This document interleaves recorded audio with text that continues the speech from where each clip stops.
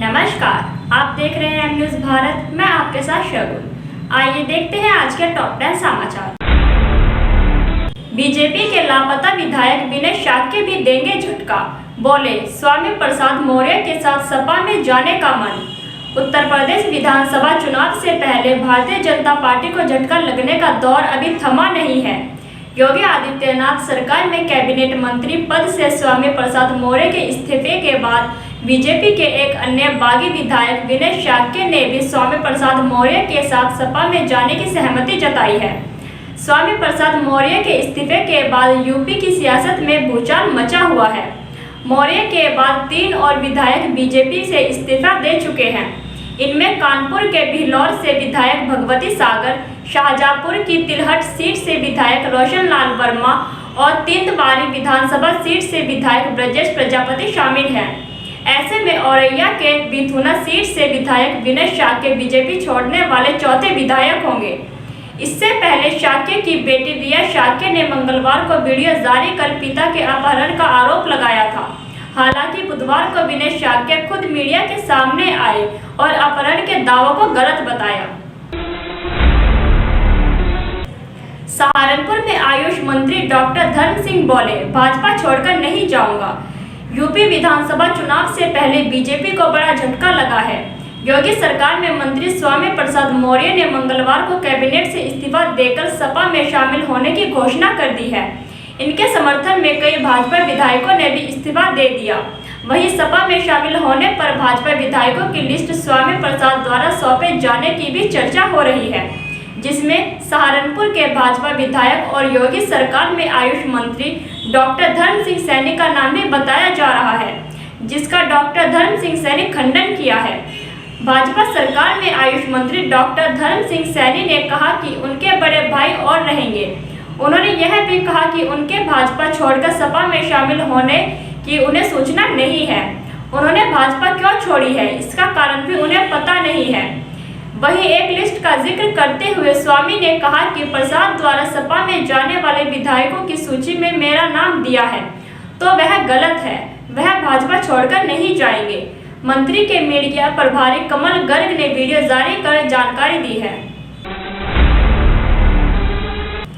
क्या जिला अस्पताल ऑपरेशन लायक नहीं बचा? 27 मरीजों की ऑपरेशन की आंखें खराब होने वाले इसी अस्पताल में कूल्हे के ऑपरेशन के बाद महिला की मौत। सहारनपुर के जिला अस्पताल में 27 मरीजों की आंखों की रोशनी का मामला की जांच पूरी नहीं हुई है। मंगलवार को चिकित्सक की लापरवाही से एक महिला की मौत का मामला सामने आया है। परिजनों ने सीएमओ ऑफिस पहुंचकर धरना प्रदर्शन किया। चिकित्सक पर लापरवाही करने का आरोप लगाते हुए कार्यवाही की मांग की है। परिजनों का आरोप है कि चिकित्सक ने ऑपरेशन करने के लिए 20,000 रुपए की रिश्वत मांगी। परिजनों ने चिकित्सक के खिलाफ थाना जनकपुरी में तहरीर दी है। वहीं मृतक महिला का बेटा बोला कि यदि चिकित्सक पर कोई कार्रवाई नहीं हुई तो डीएम ऑफिस कार्यालय के बाहर जाकर आत्मदाह कर लूंगा। थाना सदर बाजार के पेपर मिल रोड के रामू गेट मोहल्ला निवासी संगीता, जिनकी उम्र 42 वर्ष है, उनका ऑपरेशन जिला अस्पताल में कूल्हे का हुआ था। करीब 5 घंटे का ऑपरेशन चला। ऑपरेशन थिएटर से बाहर आने के कुछ देर बाद ही महिला की मौत हो गई, जिसके बाद परिजनों ने सीएमओ ऑफिस का घेराव किया। परिजनों ने सीएमओ मुर्दाबाद के नारे भी लगाए, लेकिन सीएमओ ऑफिस में नहीं थे। घंटों तक चले प्रदर्शन के बाद थाना सदर बाजार पुलिस और थाना जनकपुरी पुलिस अस्पताल पहुंची। परिजनों को बमुश्किल मृतक महिला के पोस्टमार्टम के लिए राजी किया, जिसके बाद महिला का पोस्टमार्टम किया गया। कोरोना की वैक्सीन लेते ही बोलने लगा 5 साल पहले आवाज गंवा चुका शख्स, शरीर में भी होने लगी हरकत। वैक्सीन के पॉजिटिव साइड इफेक्ट का ये मामला झारखंड से जुड़ा है, जहां एक घटना के बाद डॉक्टर भी हतप्रभ हैं। रिपोर्ट के मुताबिक बोकारो जिला का पेटरवार प्रखंड के उतासारा पंचायत अंतर्गत सगलाहीड़ गांव में 55 वर्षीय दुलारचंद मुंडा एक हादसे के बाद 5 वर्षों से जिंदगी से लड़ रहे थे। दुलारचंद मुंडा करीब 5 वर्ष पूर्व सड़क दुर्घटना में गंभीर रूप से घायल हो गए थे। इलाज होने के बाद दुलारचंद ठीक हुए, लेकिन उनके साथ उनके शरीर के कई अंगों ने काम करना बंद कर दिया था। इसके अलावा उनकी आवाज भी लड़खड़ाने लगी थी। परिवार के लोगों के मुताबिक पिछले कुछ सालों से दुलारचंद की जिंदगी चारपाई पर ही बीत रही थी। न तो उनके शरीर के कई अंग काम कर रहे थे और न ही वो ठीक से बोल सकते थे। दुलारचंद को जब कोरोना से बचाने की मुहिम के तहत कोविशील्ड की वैक्सीन दी गई तो वैक्सीन लेने के बाद ही न सिर्फ उनकी लड़खड़ाती आवाज़ बेहतर हो गई बल्कि उनके शरीर में नई जान भी आ गई और अंगों ने हरकत करना शुरू कर दिया। पंचायत की मुखिया सुमित्रा देवी सहित कई लोगों ने इस परिवर्तन को वैक्सीन का असर बताया है। इस संबंध में जब डॉक्टरों से बात की गई तो चिकित्सा प्रभारी डॉक्टर अल्बेल कैरकेटा ने बताया कि आंगनबाड़ी केंद्र की सेविका ने 4 जनवरी को दुलारचंद को उसके घर जाकर वैक्सीन दिया था, जिसके एक दिन बाद यानी 5 जनवरी से ही उनके बेजान शरीर में हरकत शुरू हो गई थी। डॉक्टरों के मुताबिक दुलारचंद को स्पाइन में समस्या थी, इस कारण वो काफ़ी दिनों से बेड पर थे। वैक्सीन लगने के बाद शरीर में हुई हरकत को डॉक्टर भी शोध और जांच का विषय बता रहे हैं। Civil surgeon doctor Jitendra Kumar ने भी इसे आश्चर्यजनक घटना बताया है। बेटे ने की पत्नी की हत्या तो सास ने निभाया मां का फर्ज, बहू को दी मुखाग्नि। कहा जाता है कि मां का प्रेम अनेकों रूप में देखा जा सकता है, मगर पीलीभीत जिले में यह प्रेम एक सास के रूप में देखा गया है। बेटे की पत्नी की हत्या कर दी तो सास ने बसंती अपनी बहू को मुखाग्नि दी और एक मां का फर्ज निभाया। एक सास द्वारा बहू को मुखाग्नि देने का विषय जिले में चर्चा का विषय बना हुआ है। मामला बिनसंडा थाना क्षेत्र के गांव परेवा तुरहार का है, जहां विमल कुमार नाम का एक युवक ने अपनी पत्नी की हत्या कर शव को दफन कर दिया, जिसकी जानकारी खुद सास बसंती ने पुलिस को दी और अंतिम संस्कार किया। दरअसल 1 साल पहले आरोपी विमल दिल्ली काम करने गया था। वहां पर उसकी मुलाकात 28 वर्षीय नैना नाम की लड़की से हुई। दोनों में प्रेम प्रसंग हुआ और दोनों ने आपस में शादी कर ली। शादी करने के बाद दोनों गांव चले आए। विमल कुमार को नशे की आदत थी, जिसके चलते वह हमेशा अपनी पत्नी नैना को मारा पीटा करता था।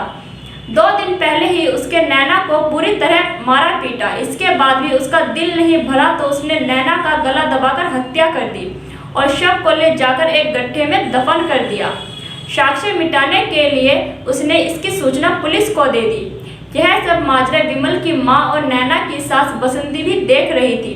उसने पूरा माजरा गांव के ही प्रधान पति धर्मेंद्र गंगवार को बताया तो मामला पुलिस में आ गया। पुलिस ने डेड बॉडी को निकलवाया और पोस्टमार्टम कराया। उसके बाद इस डेड बॉडी को बसंती के सुपुर्द कर दिया गया, क्योंकि नैना का यहाँ कोई नहीं था। सास बसंती ने नैना की डेड बॉडी को लेकर गांव चली आई। उसने हिंदू परंपरा से नैना का अंतिम संस्कार करने की ठानी। अंतिम संस्कार में उसने नैना को खुद मुखाग्नि देने का जिम्मा उठाया। पंचायती राज मंत्री चौधरी भूपेंद्र सिंह व बीजेपी एमएलए रितेश गुप्ता समेत 70 भाजपाई दोषमुक्त। 7 साल पहले 2014 में मुरादाबाद के बहुचर्चित कांड बवाल कांड में मंगलवार को फैसला सुना दिया। एमपी एमएलए स्पेशल कोर्ट में शासकों के अभाव में योगी सरकार में पंचायती राज मंत्री चौधरी भूपेंद्र सिंह और बीजेपी नगर विधायक रितेश गुप्ता समेत 70 आरोपियों को बरी कर दिया। गौरतलब है कि जून 2014 में कांड थाना क्षेत्र में अकबरपुर चेंदरी में एक मंदिर में लाउडस्पीकर बजाने को लेकर 2 समुदायों में बवाल हो गया था। उस वक्त प्रदेश में समाजवादी पार्टी की सरकार थी, जिसके बाद पुलिस ने दोनों पक्षों की सहमति से मंदिर से लाउडस्पीकर हटवा दिया था। पुलिस के इस फैसले के विरोध में 4 जुलाई 2014 को बीजेपी की तरफ से कांड में महापंचायत बुलाई गई थी, लेकिन महापंचायत को रोकने के लिए पुलिस और बीजेपी कार्यकर्ताओं में झड़प हो गई थी, जिसके बाद जमकर बवाल हुआ था। इस घटना में तत्कालीन डीएम चंद्रकांत घायल हुए थे। कैबिनेट मंत्री चौधरी भूपेंद्र सिंह व शहर विधायक रितेश गुप्ता भी इसमें आरोपी थे, जिन्हें कोर्ट ने बरी कर दिया है। दुनिया में 24 घंटे में मिले 21.4 लाख कोरोना मरीज, 8.61 लाख मौतों के साथ अमेरिका टॉप पर। दुनिया भर में कोरोना वायरस का कहर जारी है। अमेरिका में कोरोना संक्रमितों की तादाद बढ़ती जा रही है। हालात ये है कि अस्पतालों में भी स्टाफ की कमी हो गई है। देश के कई हॉस्पिटल में उन स्टाफ मेंबर्स को भी ड्यूटी पर बुला लिया गया है जो खुद संक्रमित है। मीडिया रिपोर्ट्स के मुताबिक ये स्टाफ मेंबर्स वो हैं जिनमें लक्षण हल्के फुल्के हैं या न के बराबर हैं। पूरी दुनिया में अब तक करीब 31 करोड़ से ज़्यादा लोग इस महामारी की चपेट में आ चुके हैं। इनमें से 26 करोड़ ठीक हो चुके हैं। 1 लाख ने जान गंवाई है। 8.61 लाख मौतों के साथ अमेरिका टॉप पर है। वहीं 6.20 लाख मौतों के साथ ब्राजील दूसरे और 4.48 लाख के साथ भारत तीसरे नंबर पर है। उत्तराखंड के बॉर्डर्स को मिली सौगात, पहली बार हेलीकॉप्टर से वोट डालने जाएंगे मजदूर। उत्तराखंड विधानसभा चुनाव का शंखनाद हो चुका है। ऐसे में प्रदेश में चुनाव सफलतापूर्वक संपन्न कराने के लिए विशेष तौर से तैयारियां की जा रही हैं। वहीं राज्य के बर्फीले और दुर्गम क्षेत्र के भी लोग आसानी से वोट डाल सके, इसके लिए काफी सराहनीय कदम उठाए गए हैं। उत्तराखंड के बर्फीले क्षेत्र में रहने वाले मजदूरों को वोट डालने के लिए हेलीकॉप्टर की सुविधा दी जा रही है। ये मजदूर पहली बार हेलीकॉप्टर से वोट डालने जाएंगे। बता दें कि भारत चीन सीमा पर बन रही सड़कों में काम कर रहे करीब 100 मजदूरों को भारी बर्फबारी के चलते बॉर्डर रोड ऑर्गेनाइजेशन BRRO से सुविधा देगा। BRO के अफसर का कहना है कि उनकी कोशिश हर श्रमिक को मतदान केंद्र तक पहुंचाने की है। सहारनपुर में सड़क हादसे में सिपाही की मौत, 1 घायल। मेरठ से ड्यूटी पर लौट रहे थे दोनों सिपाही। देवबंद मुजफ्फरनगर हाईवे पर हुआ हादसा। सहारनपुर के देवबंद मुजफ्फरनगर स्टेट हाईवे के फ्लाईओवर पर सड़क हादसे में सिपाही मोनू की मौत हो गई, जबकि दूसरा सिपाही गौरव गंभीर रूप से घायल हो गया। मृतक सिपाही सहारनपुर पुलिस लाइन में तैनात था। सिपाही के शव का पोस्टमार्टम कराने के बाद पुलिस लाइन के शहीद स्तंभ लाया गया। वहां अधिकारियों ने मृतक सिपाही को अंतिम सलामी दी। मेरठ के गांव चिरौड़ी के रहने वाले मोनू और गौरव सहारनपुर में सिपाही के पद पर तैनात थे। दोनों छुट्टी लेकर अपने गांव गए थे। सोमवार देर रात 3:30 बजे दोनों वैगन आर कार से वापस ड्यूटी पर लौट रहे थे। देवबंद के फ्लाईओवर पर अज्ञात वाहन ने उनकी कार को टक्कर मार दी। इस हादसे में मोनू की मौके पर ही मौत हो गई, जबकि गौरव गंभीर रूप से घायल हो गया। घायल गौरव को इलाज के लिए जिला अस्पताल भेजा, जहां से उसको एक प्राइवेट अस्पताल में भर्ती कराया गया। रूसी सेना ने यूक्रेन को 3 ओर से घेरा, नाटो पर उलझी बात। रूस बोला, यूक्रेन को नाटो में नहीं लेने का लिखित वादा दे अमेरिका। यूक्रेन और 1 लाख से ज्यादा रूसी सेना ने 3 तरफ से घेर रखा है। रूसी घेराबंदी और यूक्रेन पर हमले की आशंका के बीच जिनेवा में रूस और अमेरिका के बीच चल रही वार्ता के दूसरे दिन मंगलवार को भी गतिरोध कायम था। रूसी उप विदेश मंत्री रायबाकोव ने अमेरिका उप विदेश मंत्री वेंडी शर्मन को एक सूत्रीय शर्त रखी। रूस का कहना है कि अमेरिका यूक्रेन को सैन्य संगठन नाटो में शामिल नहीं करे। रूसी सूत्रों के अनुसार वे अमेरिका के साथ स्पष्ट हल चाहते हैं। दरअसल रूस की नाटो सेनाओं को अपने दरवाजे से दूर रखना चाहता है। अमेरिका ने फिलहाल यूक्रेन को नाटो में शामिल करने के बारे में कोई वादा नहीं किया है। रूसी सेना यूक्रेन को पूर्वी क्षेत्र में सोलोटी और बेलूचार, जबकि उत्तरी क्षेत्र में पोचेक से घेरे हुए है।